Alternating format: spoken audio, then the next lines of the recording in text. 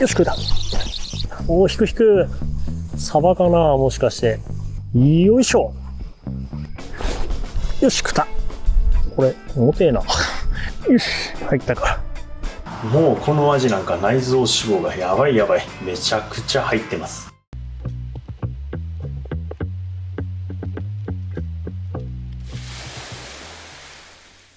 はい、こんにちは、矢野です。今回はドヒトミのイージーフロートワイヤーにタングステンシンカーをつけた円筒のアジングで尺アジを狙っていきたいと思います。よろしくお願いします。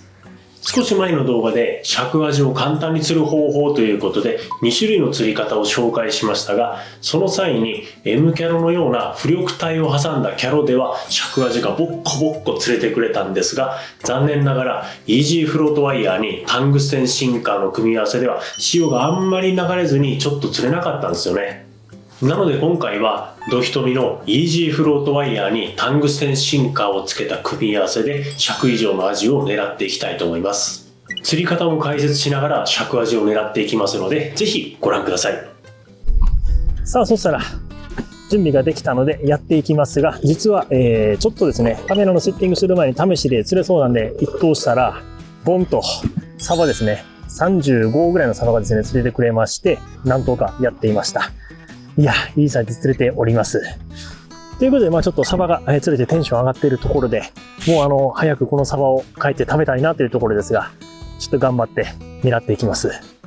では行きます。で、もうご覧の通りですね、結構雨と風が強い状態で、釣りをしております。ぶわっともう雨風が後ろからバーッと吹いている状態ですね。で、サバが釣れるということはいい感じでベイトがいるはずなので、いいサイズのアジもいるんじゃないかなと思うので、ちょっとこういう天気ですが、頑張って狙っていきます。で、投げて、そこまで沈めたら軽く糸ふけを取って、そして、ちょんちょんちょんとアクションを入れて、食わせの間。ちょんちょんちょんとアクションからの食わせの間でアジを狙っていきます。もうアクションと食わせの間を交互に入れながら探っていく感じです。風と雨で当たりが分かりにくい。なんか撮影の電気の調子がすげえ悪いな。これもしかして防水じゃなかったら来ないと、なんか撮影ライトがちょっと雨で壊れそうな感じですが、壊れる前に釣るシーンが撮影できるかな。よし、食った。よし。ちょっと重たいかな。これはアジだったら多分尺ぐらいはあると思います。もうサイズが尺ぐらいだろうが、基本的に竿を立てずにゴリゴリ巻いて寄せてきて、そして手前まで来たら抜き上げて、よいしょ、ポンとね釣れてくれました。ちょうど尺ぐらいですかね。メタボリックでよく超えてうまそうっす。で、ジグヘッドはレンジシュートヘッドですね。円筒用に開発したジグヘッドですが、バッチリいいところかかっています。いや、やっぱね、円筒の針、この針ね、めちゃくちゃいいっすよ。自分で言うのもあれなんですが。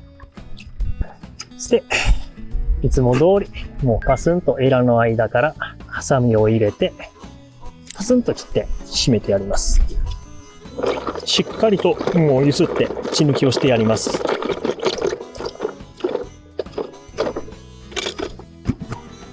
いやー、尺クラス。サバの次に尺クラス。幸先いい。さあ、そしたら一匹釣れてくれたんで、あとはうまく連発するように、同じところ探っていきます。ただちょっとタングステンシンカーをつけてフルキャストしているので、ちょっとね、同じところをうまく通せるかっていうのがちょっと投げる方向の調整とかそういったところがあるので難しいところではあるんですが、うまくね、再現性出て連発できるように狙っていきます。で、手もね、もうちょっとふやけて、だいぶ竿も滑りそうで気をつけながらやっていきます。よし、狙ったレンジまで入ったら、もうあとはちょんちょんちょんとアクション入れて、食わせの間。ちょんちょんちょんアクションと食わせの間を交互に入れながら探っていきます。よし、食うた。よし。これも重たいんで、アジだったら多分尺はあると思いますが、アジかな、これ。まあ、こういう大きいサイズもひたすらゴリ巻きして、寄せてきて、重た。よいしょ。余裕でこれ尺ありますね。33、4ぐらいあるんじゃないかな、これは。いいサイズずれてくれました。で、今釣れてくれたサイズが、まあちょっとメジャーを当てたら、だいたい35、4か5ぐらいですね。ちょっと潮の流れが速くなったので、新化を一気に重たくしました。14g に上げております。で、いきます。で、ちょっと新化も重たくなったので、竿も、プロスペクターに変えております。まあ、マニューバーでやってもいいんですけど、まあ 14g ぐらいを遠投してある程度深さを沈めるんだったらパワーがある方が使いやすいんでプロスペクターに変えております。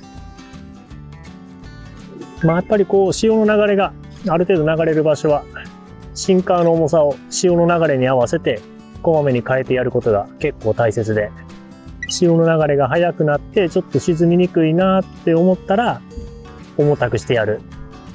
で、潮の流れが緩くなってちょっと沈むのが早すぎるなっていう時は軽くしてやるみたいな感じで結構こまめに調整をしてやる必要があります。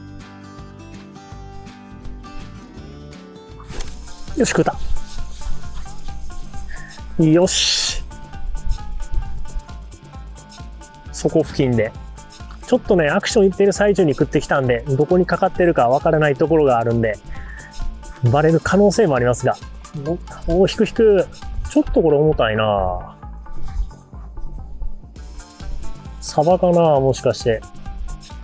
重たいな、これ。よいしょ。よいしょ。ボンと出ました。尺アップ。31、2ぐらいですね。美味しそうな味釣れてくれました。で、口元は、レンジシュートフックに、自作でガン玉を打っております。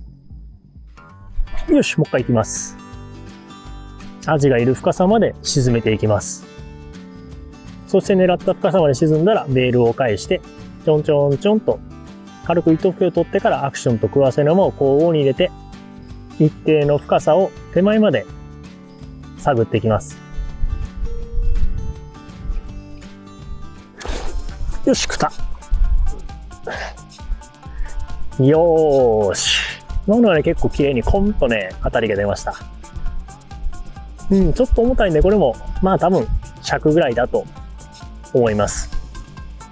おお、引く。重てえな。よいしょ。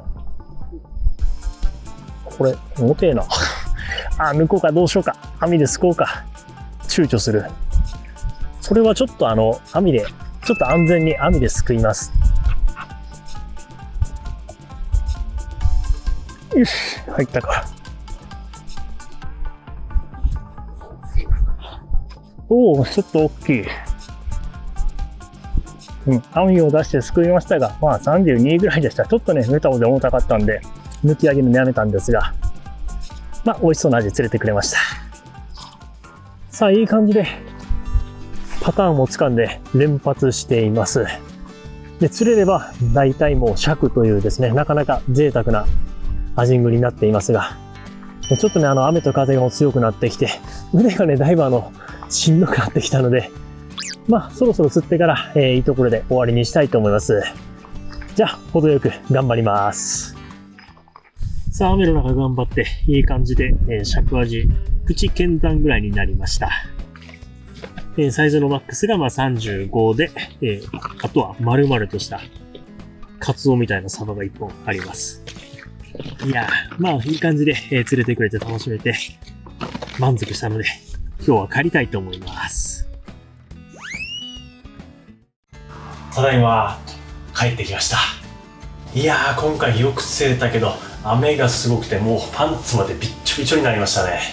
ちょっと眠たくて早く寝たいところなんですが、せっかくね今回いい魚釣れたので頑張って仕込みだけやっていきたいと思います。で、今回うちでいただくお魚はこちらになります。結構いろいろとお世話になっている方にプレゼントしてきました。ちょっとうちここ1ヶ月ぐらい毎晩アジが食卓に並ぶことが続いておりまして、ちょっと違う魚が食べたいというリクエストが来ておりまして、少なめにしております。で、今回こちらのアジはとりあえず下処理だけしておいて、また後日いただくとします。そしてこちらのサバとアジ、もうこの立派でめちゃくちゃ美味しそうなんですが、これらは昆布締めにしてから酢につける、いわゆる昆布締め味という形でやっていこうと思います。ちょっと前に昆布締めをした魚をそのまま酢につけていただいたらめちゃくちゃ美味しかった、最近ハマっているんで、今回は昆布締めプラス酢締めという形で作っていきます。で、アジはまず最初に指でエラをプリッと取ってやります。そしたら内臓を開いて出していきます。いや、これもね、内臓脂肪が奥の方に入ってます。もう間違いなくこれも美味しい答えでしょう。で、内臓は小さい目玉のようなものがあるんで、ちりめんじゃことかあいった小魚系を食ってる感じですね。小さい魚、アジの主食なんで、そういったのを食べてるって感じですね。もうこのアジなんか内臓脂肪がやばい、めちゃくちゃ入ってます。そして内臓をしっかりと水で流してやって、そしてお腹とエラにキッチンペーパーを詰めてやって、これで一旦冷蔵庫で寝かせて後日いただきます。じゃあ次は昆布締めと酢締めをやっていきます。で、まず最初にアジの鱗を落としてやります。もう今日の段階でちょっとね、昆布締めまで仕込んでおきたいので頑張ってやっていきます。で、さあこのサバもぬめり取っておきます。いや、もうね、この肉厚、このカツオのような体型、いや、これはね、サイズはそこまで大きくないけど、おそらくうまいと思います。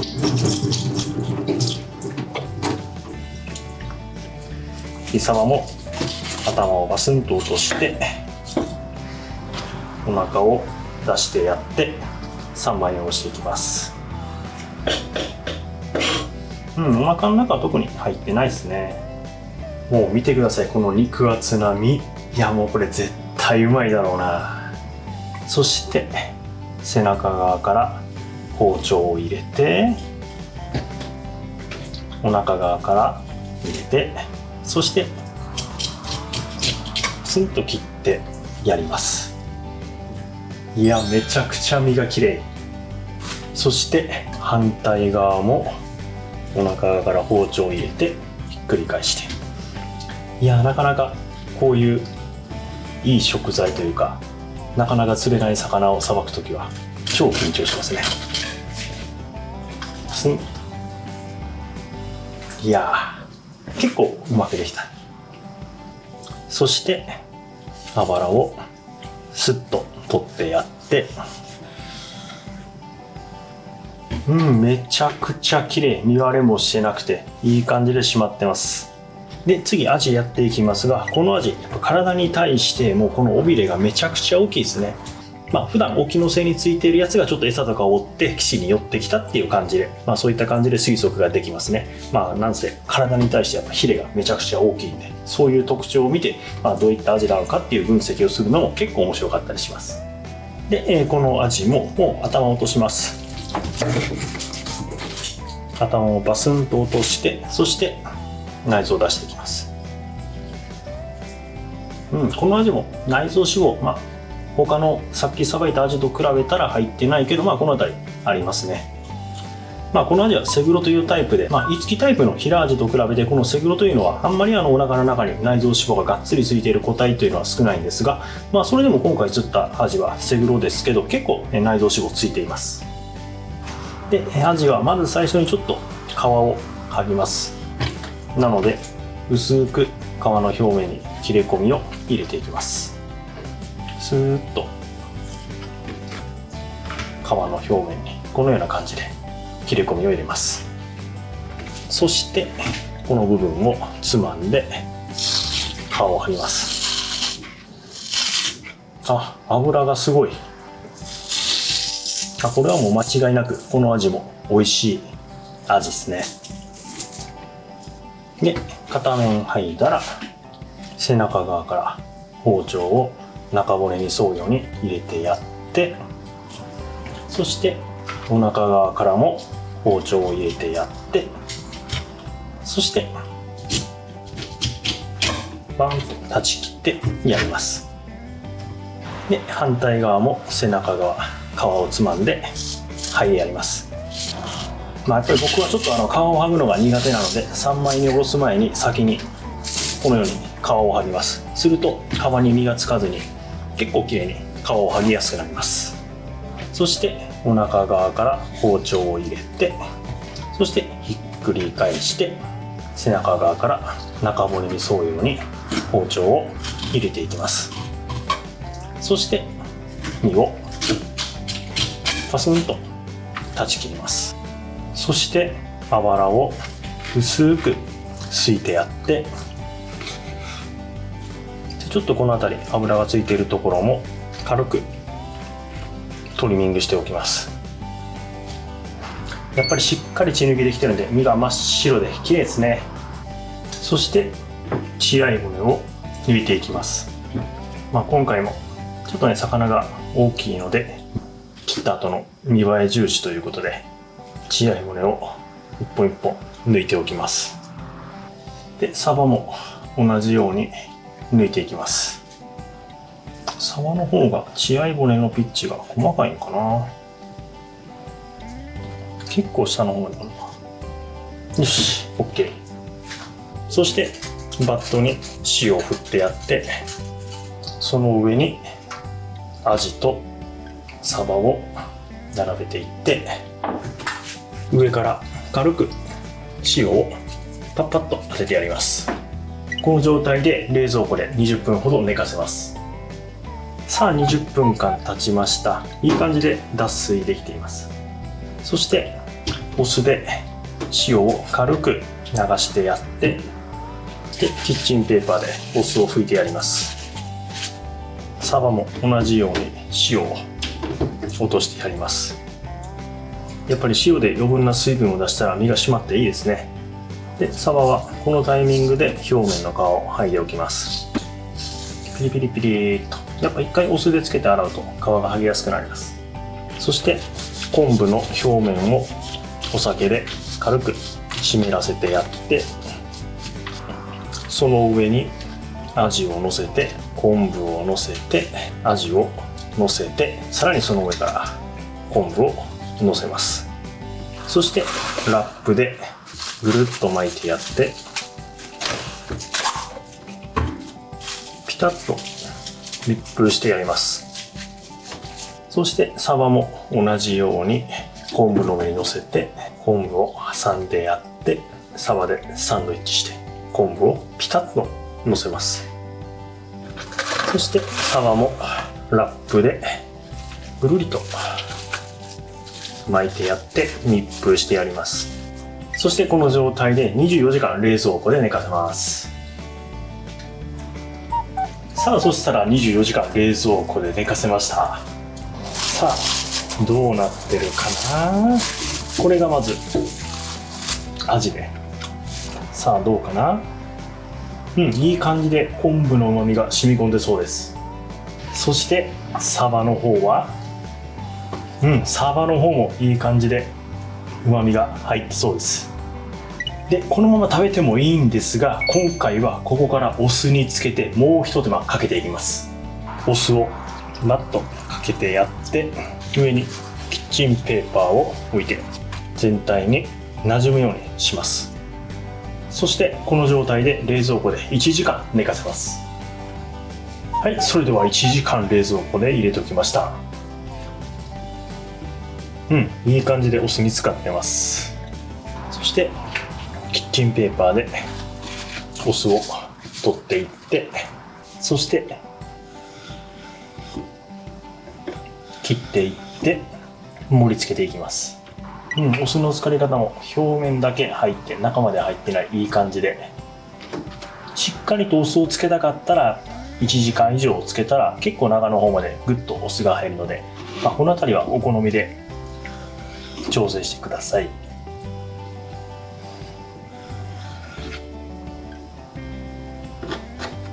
そして一周回ったらくるっと巻いて、ちょっとね花を作ってやってポンとくるっくるっとしてポンと昆布締めプラス酢締めの昆布締め味できました。そして次はサバをいきます。サバもうっすら表面だけお酢が入ってめちゃくちゃ美味しそう。で今回は普通の純米酢を使って酢締めにしたんですが、個人的には黒酢あたりが結構おすすめですね。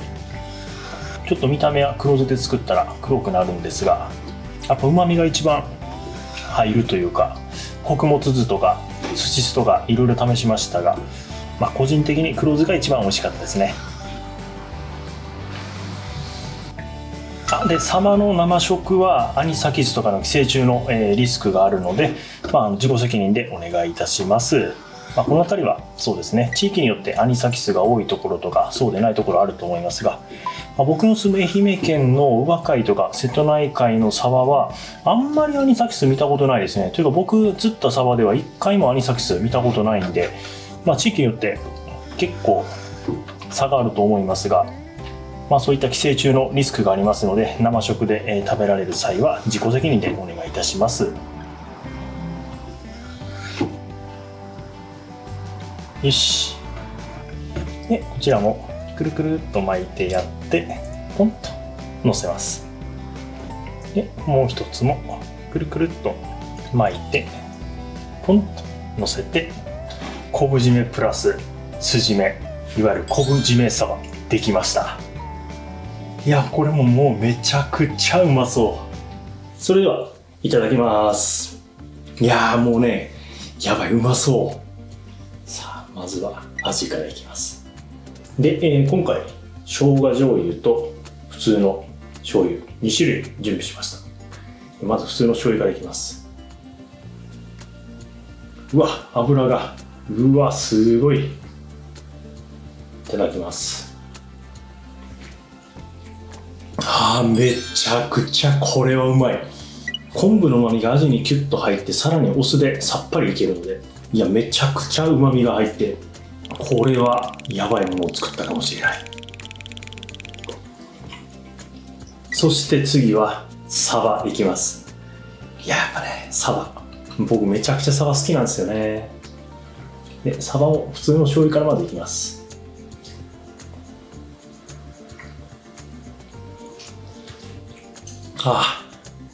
もうこれ優勝。いやこれはマジでうまい。昆布の旨味がギュッと入って、さらに酢締めをすることによってその旨味が増幅されるというか、いや味よりやっぱりサバの方がめちゃくちゃうまい。いや味も美味しいけどサバも超うまい。サバの方が超うまい。いやこれはちょっとうまくて箸が止まらなくなるやつで、次はちょっと生姜醤油でいきます。いやこのサバも脂がすごい。いやこれ生姜が入ることでよりさっぱり食べれますね。サバの刺身も結構生姜醤油でいただくことが多いんですが、この昆布締めサバも生姜醤油も合いますね。でちょっと喉が渇いたのでいつもの日本酒いただきます。で今回のお酒が山形県の林嶺合算というお酒です。一升瓶になります。友達に釣れたアジをプレゼントしたらお返しにお酒ということでいただきまして、720じゃ足りないでしょうから一升瓶にしたということで一升瓶いただきました。もうすでに半分ぐらい飲んでしまってるんですが、めちゃくちゃ美味しいお酒です。じゃあいただきます。いやこれもねめちゃくちゃうまいな。すっきりとした飲み口で今回の魚料理の味を崩さないというか、止めどなく飲み続けてしまう味ですね。次はまた味をいただきます。で次生姜醤油にします。ちょっとのせて、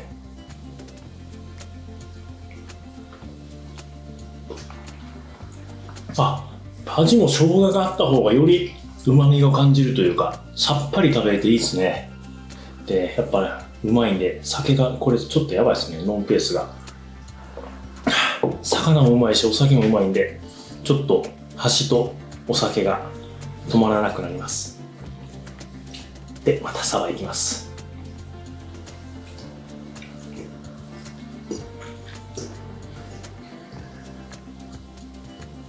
で、ちょっとね、お酒ももうあっという間になくなったんで、おかわりします。このお酒もね、いや、めちゃくちゃうまいです。最近愛媛県のお酒を飲むことが多かったんですが、やっぱね、いろんな地域のお酒、それぞれ味わいが違うので、いや、面白いし、美味しいですね。いや、ほんとね、これもう釣り人の特権というか、釣ってしっかりと血抜き処理とかをして、そして自分で料理をして食べる。これは皆さん、家族いらっしゃる方、釣った味を料理して振る舞ったらめちゃくちゃ喜ばれると思います。いや、今回ね、いいサイズのアジ釣れてくれて、さらにプラスアルファでサバも釣れて、いや、めちゃくちゃね、最高でした。で、さらにちょっと手間もかかりましたが、昆布締めと酢締めやってみて、今食べていますが、ほんとね、お酒も箸も止まらなくなるぐらい超美味しいので、昆布締めプラス酢締め、ぜひ美味しいのでやってみてください。酒がうめえ。じゃあ、そしたら残りの昆布締め玉と昆布締め味、これらをいただいていきます。ごちそうさまでした。ということで今回はドヒトミのイージーフロートワイヤーにタングステンシンカーをつけた円筒のアジングで尺アジをボッコボッコ釣って、その脂の乗りまくった尺アジを昆布締めと酢締めで超美味しくいただきました。いやー、少し前の動画では浮力帯のキャロでしか尺アジが釣れなかったんですが、今回はイージーフロートワイヤーにタングステンシンカーの組み合わせがドンピシャでハマって尺アジめちゃくちゃ釣れましたね。そしてイージーシェイカーはやっぱりアジの餌でした。やっぱりジグヘッド単体には届かない沖のアジをパターンにはめて釣りまくる、これ最高ですね。まあ雨でパンツまでびしょ濡れになったんですが、本当寒さも吹き飛ぶぐらいいい釣れっぷりで超楽しめました。そして今回はなんとサバも釣れたんですよね。サバですよ、サバ。もうね、僕サバを食べるのがめっちゃ好きなんで、もうテンションがめちゃくちゃ上がりましたね。で、サバもアジと一緒に昆布締めプラス酢締めにしていただきましたが、もう言葉が出なくなるぐらいめちゃくちゃ美味しかったですね。今回のアジも脂がノリノリで美味しかったんですけどね、サバはもうそれの上を行く美味しさで、もうなんていうか優勝でした。やっぱり僕の中でアジングで釣れたら嬉しいゲトランキング第1位というのがダントツでサバなので、もうなんかこのテンションの上がり方で嬉しさが分かりますかね。もうそのぐらいね、美味しかったです。もう本当に最高の晩酌を堪能することができました。さあ、秋も本番になってきて、全国的にいい釣果も聞こえるようになってきましたね。ぜひこの秋のハイシーズンにいいサイズのアジを釣って美味しいアジ料理を楽しんでくださいね。今後もアジングに関する濃い情報発信を行いますので、ぜひチャンネル登録と高評価、そしてベルマークの通知をオンにして次の動画をお待ちください。それでは今回の動画は以上になります。最後までご視聴ありがとうございました。最後に、アジングで釣れなくて悩んでいるあなたへお知らせです。ルアー釣り未経験からアジングを始めた僕が、累計3万匹以上釣って学んだ初心者でも釣れる型をまとめた電子書籍を作りました。アジング初心者応援企画として概要欄のリンクよりプレゼントしていますので、ぜひご覧ください。